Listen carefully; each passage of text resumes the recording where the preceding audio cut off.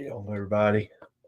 Good afternoon, good evening, good morning, wherever you are in this wonderful world. I am Raz. That is Steven. Thank you once again for joining us. Hello, Courtney, Hey, and Courtney, how you doing?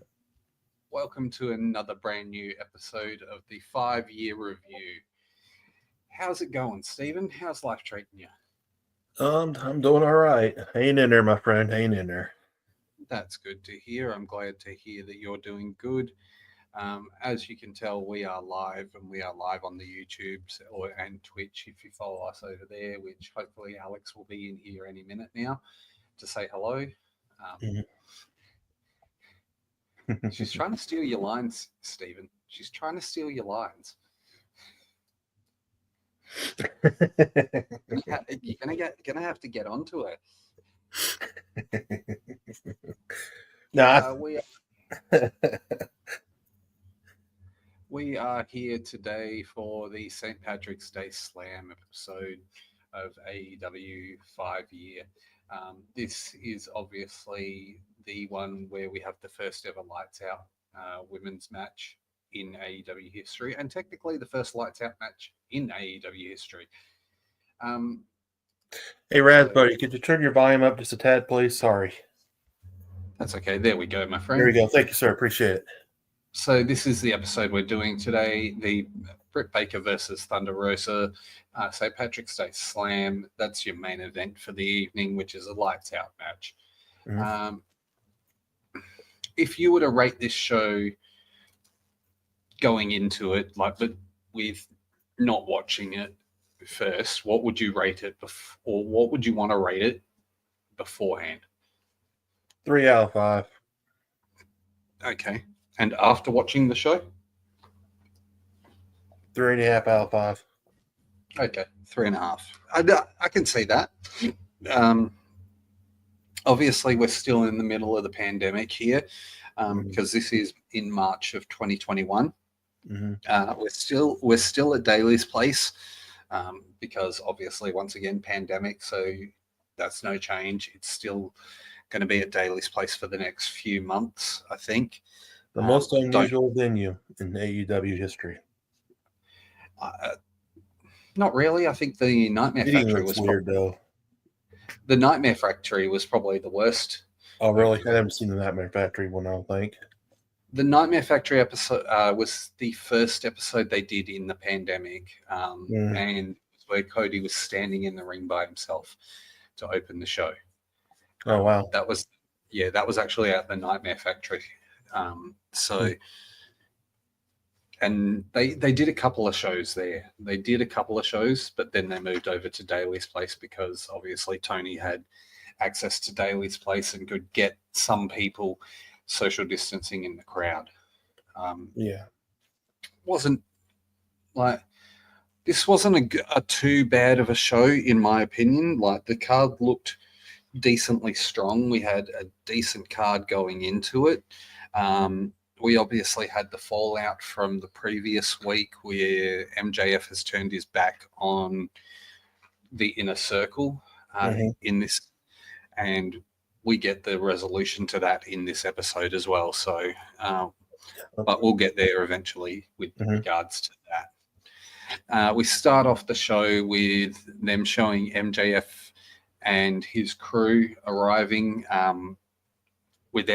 because his crew doesn't have a name at this point. So that's MJF, FTR, Wardlow, Sean Spears, and Tully Blanchard, all arriving with hair. Yep. Yes, that's when Gun Club was part of the crowd as well. That's when Gun Club was the Nightmare Factory. Yeah, they were part of the Nightmare Factory with Cody.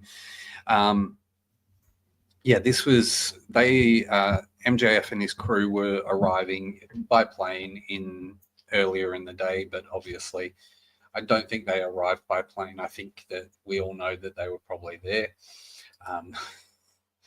So where do we start? So our first opening match of the show is this one right here. Cody versus Penta El Zero Miedo. This was after the Face of the Revolution match that place at the Revolution pay-per-view, clearly. And this was coming off of that as well. This was coming off of that match. Penta actually attacks Cody before the match even starts. So, and yes, I agree. Penta is a showman. I agree. It just sucks that he and Phoenix have kind of shot themselves in the foot in regards to their AEW tenure. Yeah. That's a good match, though, Penta and Cody. Oh, 100%. It was a great match. Cody, as I said, Penta attacks Cody before the match even starts. They fight on the ring, on the outside of the ring for about a minute and a half. Match is solidly back and forth. It's really good. At one point, we do get a high spot from Cody where he hits the top rope Hurricanrana, and then Cody ends up winning the match by pinfall. The cradle, isn't it? I think it's a cradle. I'm pretty sure it was a cradle. I can't remember exactly because I was putting away shopping at the time of the rewatch. But yeah, Penta loses. Penta ends up attacking Cody after the match. Dustin comes out, and so does the Gun Club to make the save for Cody. Thoughts, feelings on this segment? It's a good match. It was a hard-hitting match, you know. Yeah. I felt like we were definitely trying to get something going with Cody and Penta, which it would have been bloody brilliant if they did, because Cody can go and Penta can go. So I think if you'd given them a singles feud, it would have been amazing. Yeah. But I don't believe we ever really got to that level. You're not wrong, Courtney. It was a great match. It was a great match. I enjoyed it. I really do. Yeah. It was a great opening match, too. 100%. We then, after that, we go to a backstage segment with the Young Bucks, who are the World Tag Team Champions here. And Callis gets involved. Old mate Callis getting involved again. Callis being Callis. Yeah. Basically, this is still as Kenny is a heel here. So we've built, and they're trying to build the relationship because the young Bucks aren't on the team yet, and we've got the Good Brothers in the company as well. So we've got them working for the company as well. Yeah. With a bad wig. It's a toupee, yes. Courtney. Yes. Yes. We go to our second match of the night, which I don't have the actual graphic for, but it's Jade Cargill versus someone who we haven't seen ever since, Danny Jordan. It was a pretty quick one and done match. Yeah. She hits the big boot. Little bit of offense, maybe like one or two things. And then hits Jaded for the win, and then she ends up getting in the face of Red Velvet. So, yeah. Yeah, they've been feuding. That was the week after that mixed tag match. Yes. Before that mixed tag match with Cody and Brandy versus Shaq and... Except Brandy was replaced by Red Velvet because Brandy had the broken arm. Yeah. But I believe she was pregnant at that time as well. We next go to the introduction of this team right here. Wardlow, FTR, Sean Spears, who looks like he's just graduated high school and borrowed his dad's suit. So he's wearing his first ever suit. With hair. And Tully Blanchard and MJF. Yes, you heard me right. I said that Sean Spears looked like he was 12. He'd just come out of high school, got his dad's first suit, and was going to his first interview. he had the blonde hair here as well, which I think was a very, very stupid decision. I've done the blonde hair, so I can argue that point. It is definitely a stupid decision, not something you should do. He definitely looks better with the black hair. Yeah. Their interview process is basically Tully announcing the name of them, calling them the pinnacle of professional wrestling, saying that he was part of the top guys previously in the Four Horsemen. Mm-hmm. So he's called them the pinnacle of professional wrestling. They are at the pinnacle and they are at the top. MJF obviously gets on his tangent in regards to Jericho and how he played Jericho, and said that he was manipulating Jericho to believe that he was taking over the inner circle, so he didn't realize what was being built. Mm-hmm. This segment, look, brilliant fucking segment in my opinion. Brilliant segment. Yep. Every single member, even Sean Spears in his dad's suit, looked great. Looked like they fit in that group. They looked like that they fit in that group. My one problem is, hi C. Henry, thank you for joining us. Hey, bud. My problem is that this group suffered from the standard of great idea, shit execution. Yeah, that was a great faction, though. Pinnacle is. It really is. Yeah, it really was. I wish they booked it better booking wise. If they'd done better execution and booking of it, we could have had another Four Horsemen situation with these guys. Yeah. Obviously, there was more than 4 members, but we could have had a Horseman-like situation. I think Tully being the voice of them was brilliant because obviously he has that experience and he has that knowledge from being part of the Four Horsemen back in the day. Like a manager type role. Yeah. So I think it was brilliant. I think if you'd kept that rolling and built a strength, you could have done exactly what the Four Horsemen did and have your Four Horsemen heel faction as it starts, and then your Four Horsemen face faction as it continues, and just it evolves over time. Because you got to remember, the Horsemen weren't always heels. Horsemen weren't always heels. Yes, they were all about power and money and being the best, but they weren't always the heel group. Mm-hmm. So this is what I feel the Pinnacle could have been, but unfortunately, poor execution is what killed the Pinnacle, in my opinion. Yeah, what do you think? I agree. And like I said, though, buddy, I wish they would book better. Would have been booked better, though. Yeah. Look, we can't get everything we want. One day we will be bookers of the show and we'll get to do that. So, but that will be in a lifetime, another lifetime. Yeah. We move on to our next match, which is a 10-man tag match. The Jurassic Express with Marco Stunt actually wrestling and Bear Country versus Private Party, Matt Hardy, the Butcher and the Blade, also known as the Hardy Family Office. Speaking of dropping the ball, the Matt Hardy's group think he's rich. The big money, Matt Hardy. I understand why they pivoted. They pivoted from the broken gimmick to the big money Matt gimmick.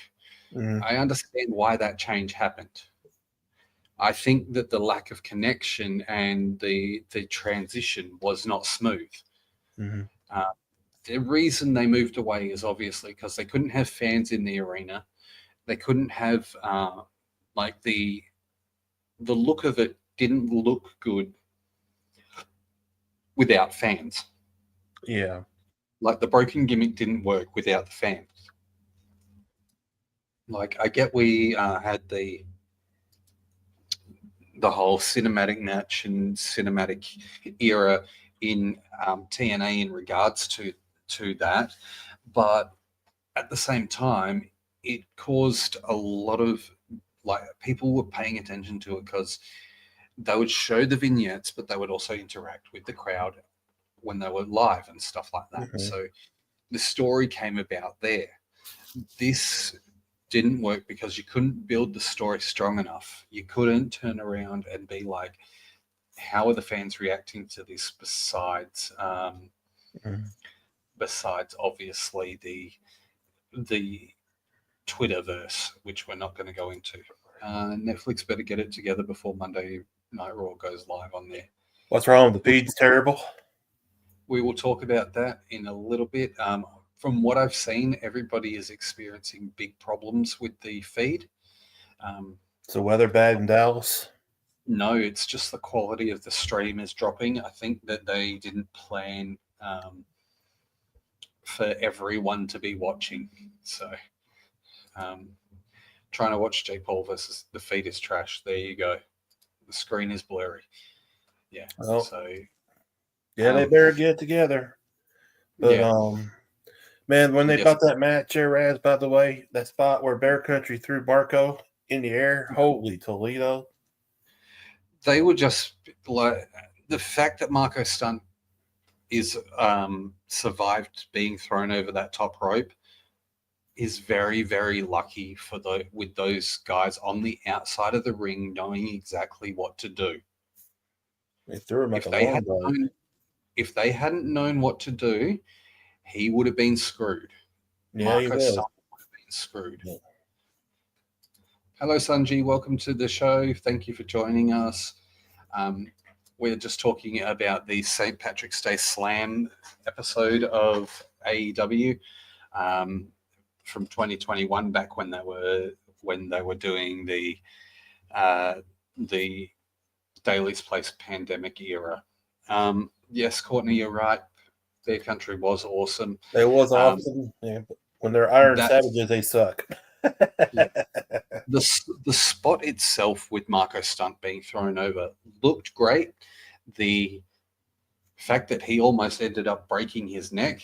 Yeah, it was. If he had landed any harder, it would have been, or they hadn't been there to catch him, he would have been gone. Mm-hmm. Your guys' thoughts about the new bloodline? I'll let you take that one, Steven. No comment. Look, I understand that people are enjoying the bloodline story. For me, I have not enjoyed it at all. I think that this is a retelling of the same story that they did previously, and I'm not enjoying it. That's for me. So, I mean, Courtney, we do watch WWE, but just not as much as we watch AEW. So I just think the bloodline storyline is taking forever. I mean, way too long. Like, for me, I fell off when you had Kevin Owens facing Roman. In fact, I fell off before this, but when you had Kevin Owens face Roman in a Falls Count Anywhere sort of 10 like last man standing match, he fucking handcuffs him. Kevin Owens handcuffs Roman to like a piece of the railing, and the 10 count doesn't continue. The 10 count, like they give you like 2 minutes where they're trying to unlock the bloody handcuffs. I'm sorry, like, it didn't make sense.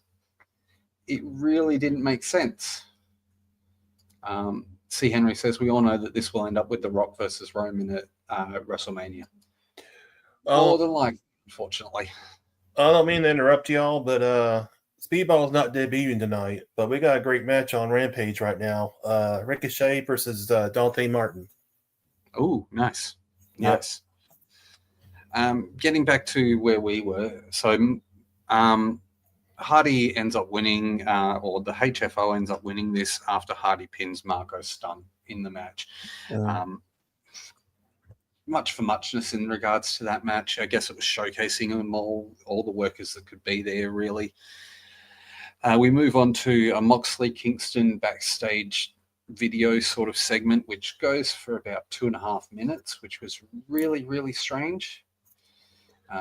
The Beer Belly duo, Mox and Kingston at the time. Usually with these things, they're like 30 seconds long, but for some reason, this was 2.5 minutes. Yeah. And I don't know why. It didn't make sense. It really didn't make sense. Cena should break the record and becomes 17th. I don't think so.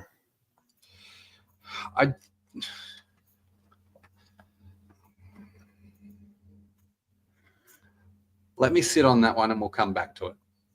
There you go. Let me sit on that. We'll come back to that in a little bit. Cena can't see me. Sorry. That's okay. The next segment we move on to is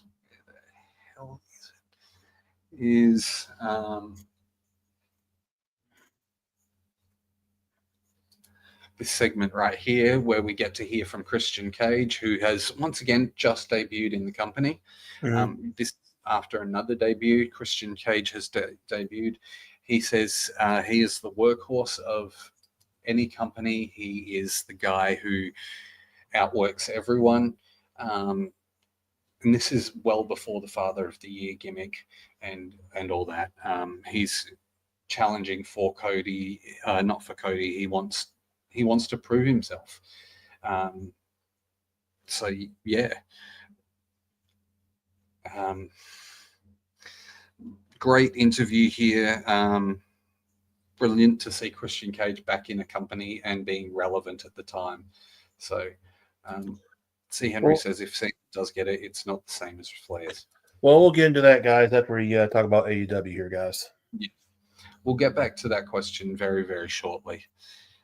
We then go to the main, or not the main event, the next match, which is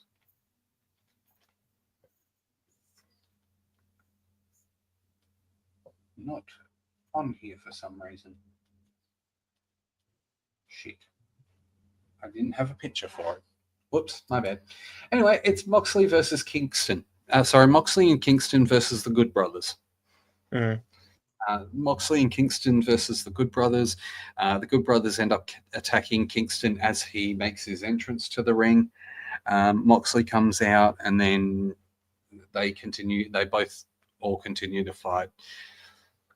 Good match for what it was, because it was obviously just a beat 'em up, punch the shit out of each other fight sort of thing. That's the idea of it's not Moxley. Really a wrestling match, Billy. It's just an all-out brawl. Moxley ends up winning the match. The Good Brothers attack Moxley after the match. Kenny comes out with a chair. Kingston hits Omega off the chair because Kenny sat down in the middle of the ring in the chair. The Good Brothers end up attacking him and then wrapping a chair around his leg. Carl Anderson stomps off it from the top rope. Kingston rolls out of the ring, and then Kenny wants to snap Mox's neck with the chair. This is where we get the Young Bucks coming out and to stop the attack, basically confronting Kenny and the Good Brothers. They try to get them to do the too sweet, but the Bucks walk away and get into an argument and decide that they're not going to be a part of the shit show. For now. For now. We move on to this next segment, which is Tony Schiavone and interviewing Sting and Darby Allin. Barely even gets a word out to either of the gentlemen, and you get Lance Archer coming out to confront Sting for some reason. They were trying to build a Lance Archer Sting feud here. I don't remember if it actually went anywhere. I don't think it did, though. But they also got Taz's connection interrupting too. Yeah, Brian Cage was pretty much shockingly complimenting Yeah. Steven. Yeah, Team Taz comes out after Lance Archer goes to the back, and then Brian Cage steals the microphone from Taz and says that he respects Sting, and that's why he and then basically walks away from Team Taz. So we start to see the dissension there as well. Mm-hmm. We next get a video package for Scorpio Sky, who's just sort of turning heel. He's the in-betweener at the moment. Man, I wonder whatever has been happening to him as of late. Is he still injured again? I think so. He just came back a while ago, didn't he? And he got hurt again. Yeah. We then go to the next match, which is Rey Fenix with Park and taking on Angelico. Good match. Angelico can work, and he's a great cruiserweight. He's a great wrestler. Yeah. Both these men can work. It is noted that they're both luchadors and that they both have different style of luchador. While Rey Fenix has the high flyer, and Angelico has the more technical ground-based submission type wrestler. Yeah, so he has that. Fenix ends up winning. Good match. Very good match. Great match, yep. Kind of disappointed that TH2 never really took off as a tag team. I thought that they were really good, in my opinion. Well, TK didn't want to re-sign Jack Evans for some reason, so he let his contract expire. Yeah. We then go to a Miro interview, which he's asking for, basically wanting to be. It's just before the whole Butler situation with Chuck Taylor. Eventually gets to. We've got John Silver accepting Darby Allin's open TNT title challenge, which he challenged a member of the Dark Order to face him. John Silver's the one that accepts it. We then go back to the Pinnacle taking over the locker room that the Inner Circle used to have. Mm-hmm. So that's really a no point segment. No. And we go to our main event of the evening, which is obviously the lights out match, the Britt Baker versus Thunder Rosa lights out match. We get right from the start, Rebel hits Rosa with a crutch. Britt ends up getting a chair, hits Rosa, then drops the chair, and then Rosa hits her. Baker gets thrown into the crowd. Baker and Rebel set up a table on the outside at some point. Britt stopped. The one thing that like the camera work did really well here was when Britt stomped on Rosa's head on the outside on the steel steps. That was absolutely brilliant, which left Thunder Rosa bleeding. Britt suplexes Rosa into a pile of chairs that are in the ring. Rebel sends a ladder into the ring, and Rosa slams Britt Baker's head into it. Mm-hmm. Now, straight after this, she's sent into the corner. Rosa puts the ladder against her and then drop kicks the ladder into her face. So great spread open. Great spot here. Causes Baker to bleed. Rosa sets up a new table. Baker hits a flatliner onto the ladder. Then Thunder Rosa hits, as Britt Baker goes to climb the ropes, Thunder Rosa hits a DVD onto the ladder. Baker ends up stomping Rosa into a chair, and she gets thumbtacks and introduces those. Rebel goes through the first table that was set up. Rosa ends up powerbombing Baker into the thumbtacks. Baker gets the lockjaw on in the thumbtacks, but doesn't get the submission. Mm-hmm. Baker needs to keep her mouth shut. Oh, Courtney's not a big Gold Baker fan. Really? Yeah. How can you tell? She's got a nickname for Baker. She calls her the sandbagger. Yeah. Rosa goes through Rose ends up hitting a move on Britt Baker on the table on the outside and gets the win. We also get this classic shot right here on the left-hand side. Holy cow, that tombstone. Jeez. Yeah. I mean, it wasn't technically a tombstone, but still. Kind of close, though. Yeah, we get the classic shot of Britt Baker all covered in blood. And I think, if I remember correctly, this shot on the left-hand side was actually where they made a T-shirt out of it. Yeah. They made a T-shirt out of it. Yeah, I think it, yeah. I remember that shirt, yeah. Because at the time, this was bloody brutal. Yeah, it was. That was bloody brutal. That was really one of the best matches in TNA history, or AEW history, rather. And for a women's match as well. It was absolutely insane. Like that amount of blood on a Wednesday night and coming from women in the company, it was definitely something that was different and not expected at the time. So I really appreciated it at the time. I thought it was the best, like one of the most gory matches that I've seen in that regard.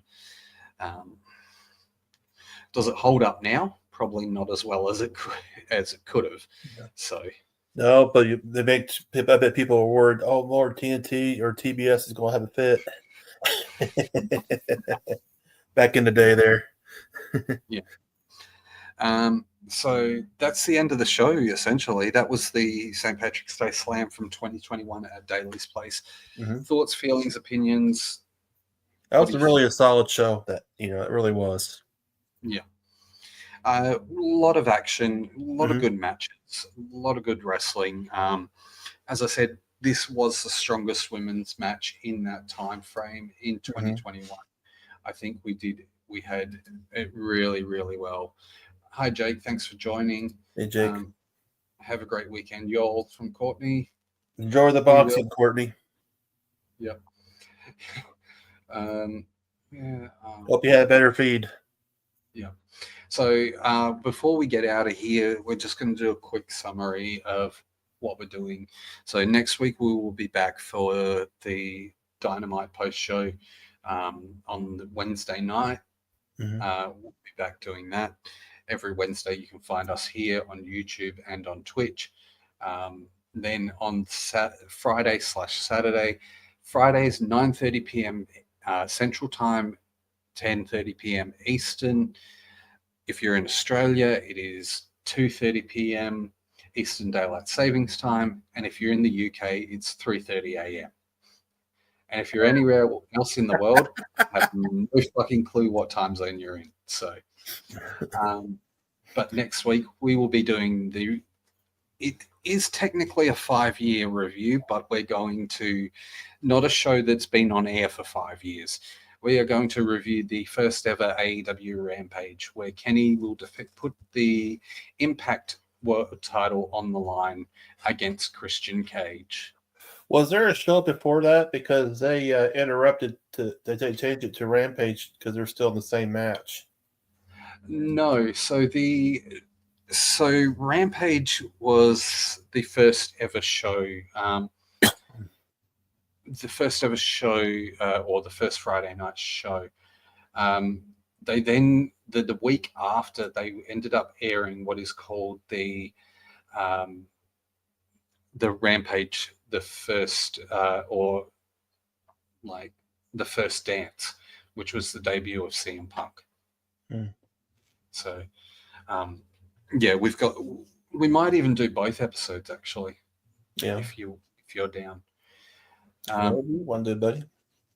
Yeah, we might do both episodes, but at this point, it's currently just the Rampage from the first episode.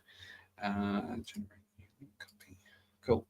Going to put this in the chat. If anybody wants to, we have a Discord. If you feel like joining, you can. We have casual chats. We have watch-alongs. We have music and stuff that people enjoy, just whatever. It's not just about wrestling, it's also about other things as well, and stuff that we like. There is a section in there where you can suggest what we an episode in AEW that we watch for our 5-year review. If you want to join, the link is there. Now, I do have to address it because we did get asked the question. If he's still in the chat there.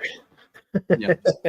Sanjeev made a statement saying Cena should break the record and become the 17-time world champion in 2025. Oh no. My thoughts on this brief, quick thing. Don't fucking touch it. Nope. I am of the opinion the Undertaker's streak should never have ended. Nope. As much as I don't like Ric Flair, don't touch it. Nope. Don't touch it. These are legacy things for a reason. They're legacy, and they build people up. It's what builds people up. Yep. It is a thing that they should be using to build people to get to a high point. Don't get someone there, because we all know Charlotte's going to surpass it anyway by being a world champion again. But don't give them the title just for the sake of giving them the title and being a champion or breaking the record. Give them the title because A, they've earned it, or B, you want to see them pushed to the moon. Mm-hmm. And if you want them to be on that level of Ric Flair, build them to that level, but don't let them break that level, because Ric Flair is supposed to be the standard in this industry. Mm-hmm. As much as he's a shit human being, he's supposed to be the standard in this industry. I don't like him, but I will respect what he's done in that ring. Same here. C. Henry says if Cena does break the record, it's not the same. Agreed. On that note, I've been Raz. That's been Steven. Thank you, everyone, for joining us. And Steven. Bye, guys.